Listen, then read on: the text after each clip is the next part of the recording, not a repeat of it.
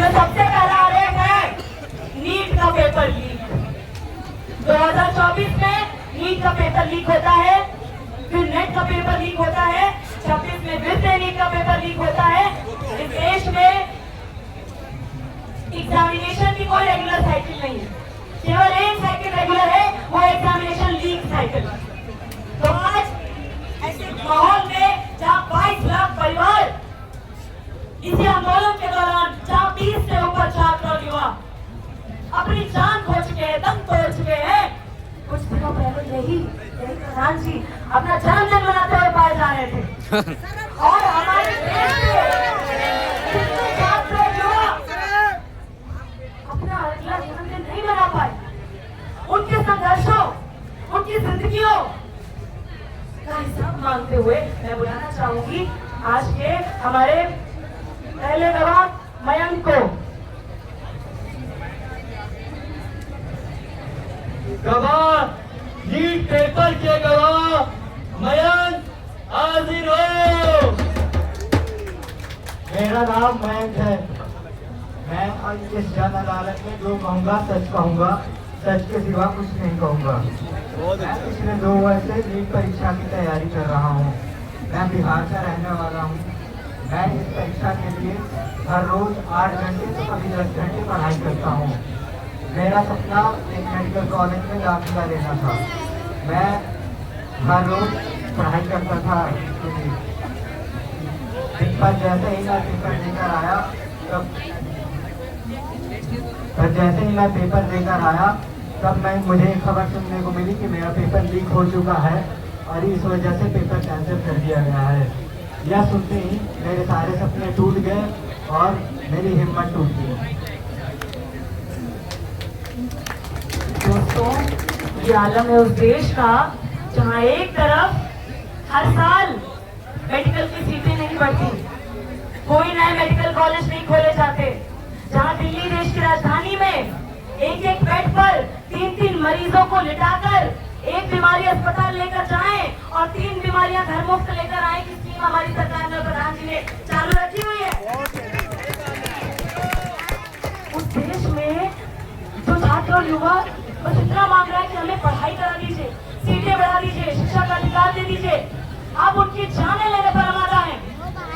तो ये उम्मीद आज केवल मयंक की नहीं, केवल एक छात्र की नहीं बिक रही है, पूरे समाज की। आपने जो उम्मीदें हैं शिक्षा हासिल करने की और साथ साथ इलाज हासिल करने की, उन सारी उम्मीदों को आपने कुछ अन्य और मार्ग पर काम किया है।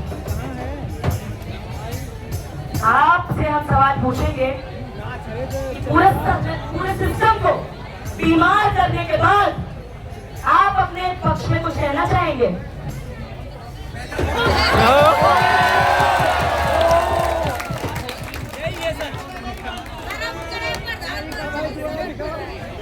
दोस्तों क्या बोलेंगे? क्या बोलेंगे? मुंह में नहीं, कान में देख, सब कुछ जमा कर बैठे और इन्होंने जो हमारे भविष्य में नहीं जमा दिया है वो तो हर दिन हम देख ही रहे हैं। उसका भी नंबर आएगा, तुम जवाब दो। दोस्तों अगला आरोप जज साहब, अगला आरोप है इसी देश में इन्हीं पेपर लीक में जो कोचिंग माफिया पूरी तरीके से संलिप्त पाए जाते हैं और साथ साथ इस देश में छात्रों की सुरक्षा, गरीबी, बदहाली और खराब सरकारी शिक्षा का पूरा फायदा उठाकर अपनी अरबों खरबों की इंडस्ट्री चला रहे हैं। उस आरोप को आपने कोचिंग माफिया को तो पूरा आपने बढ़ावा दे रखा है, उसको लेकर आपकी जो मिली भगत है उसको यहाँ पर पर्दाफाश करने के लिए हम अगले गवाह आशीष को बुलाना चाहेंगे। जब तक आपकी इजाजत है। गवाह नंबर 2 गरीब छात्र आशीष हाजिर हो।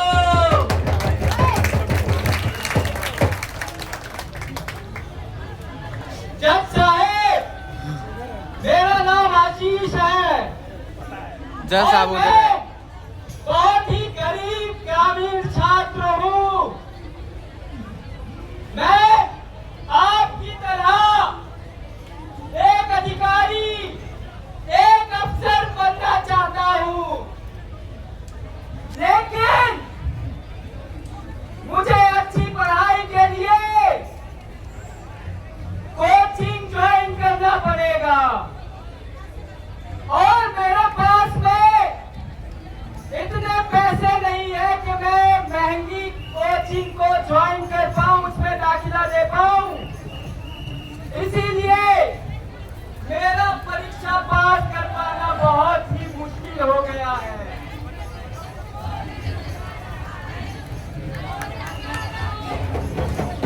साहब, आपने अभी जिस छात्र की दलील सुनी है, वो छात्र ये सवाल पूछना चाहता है कि जब चाइना जैसा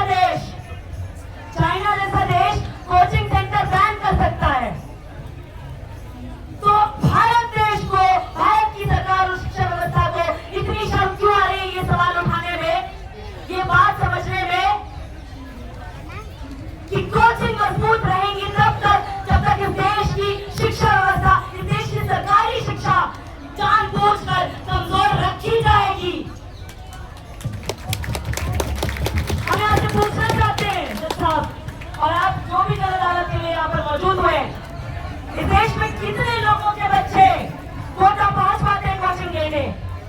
आपको जानकर हैरानी होगी कि एक तरफ इस देश में जो 22 लाख नीट के परिवार हैं, उनकी नीट की परीक्षा की जो तैयारी का बजट है, उतना ही बजट 146 करोड़ जनता का शिक्षा का बजट है। क्यों भाई? अरे आपकी भी शिक्षा नीति को कहती है कि कम से कम 6% हिस्सा खर्च हो, और हम जहाँ नाम दौलत में जाने कब से कह रहे हैं कि बजट का कम से कम 10वां हिस्सा शिक्षा पर खर्च हो। क्यों नहीं खर्च हो रहा है? माननीय शिक्षा मंत्री जी, आपसे फिर से सवाल है, आप इस पर कोई जवाब देना चाहेंगे?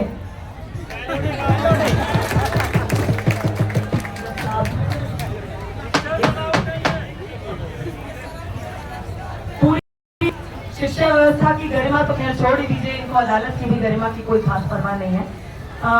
इसी के साथ अगला आरोप, उच्च शिक्षा की समस्या पर आगे और बात रखते हुए दिल्ली विश्वविद्यालय के रेगुलर कॉलेज के एक छात्र को मैं बुलाना चाहूंगी, जो बताएंगे कि किस तरीके से नई शिक्षा नीति, न्यू एजुकेशन पॉलिसी के नाम पर बची कुची सरकारी शिक्षा का निजीकरण, बदारीकरण और घटियाकरण करने में इन्होंने अपनी अभूतपूर्व भूमिका निभाई है।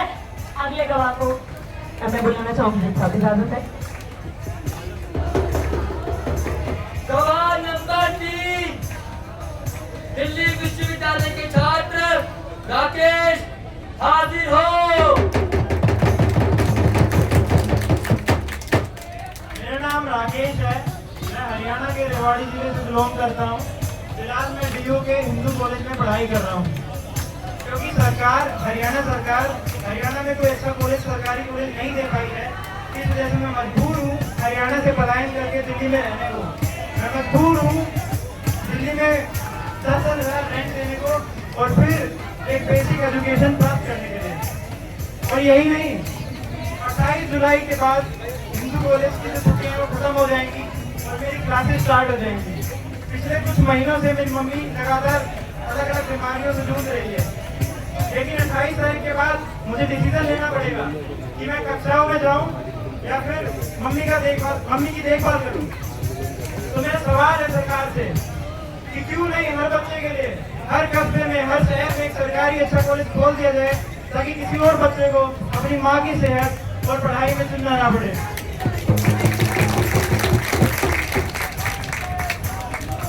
जज साहब, आज ये सवाल उठाना पड़ेगा कि देश भर से जो छात्र और युवा एड़ी रगड़ के, कमर तोड़ मेहनत करके, किसी तरह कुछ दिन पहले यहाँ पर केवाईसी 13वीं निकाली एक मरी हुई शिक्षा व्यवस्था की, कि किस तरह इस देश में जो छात्र और युवा हैं, उनकी 8वीं के बाद 13वीं होती है शिक्षा से, कभी 10वीं के बाद तो कभी 12वीं के बाद। तो किसी तरह बड़ी मेहनत करके जो छात्र सोचते हैं कि हाँ दिल्ली विश्वविद्यालय तक पहुंच जाए, रेगुलर कॉलेज तक पहुंच जाए, तो दिल्ली विश्वविद्यालय की भी हालत ये है कि दुनिया के टॉप 200 यूनिवर्सिटीज में भी दिल्ली विश्वविद्यालय का नाम नहीं आ पा रहा है। मंत्री जी, आपका बच्चा जो कॉन्वेंट जा रहा है, आप गाय गाय चिल्लाते हैं, आप शाखा शाखा बोलते हैं। आपका बच्चा जो कॉन्वेंट जाता है, प्राइवेट स्कूल जाता है, अंबानी इंटरनेशनल स्कूल जाता है, उसके बाद फॉरेन यूनिवर्सिटी जाता है। साहब, हमारे इनसे सवाल है कि क्यों आप इस देश में समान शिक्षा नहीं लागू कर सकते कि आपका बच्चा और गरीब का बच्चा, गरीब का बच्चा सब समान शिक्षा व्यवस्था वाले सरकारी स्कूल कॉलेज में केजी से लेकर पीजी तक जाए? जवाब दीजिए। नहीं है, जवाब नहीं है। जज साहब, इसी के साथ मैं अगले गवाह को बुलाना चाहूंगी। हमारे सरकारी विश्वविद्यालय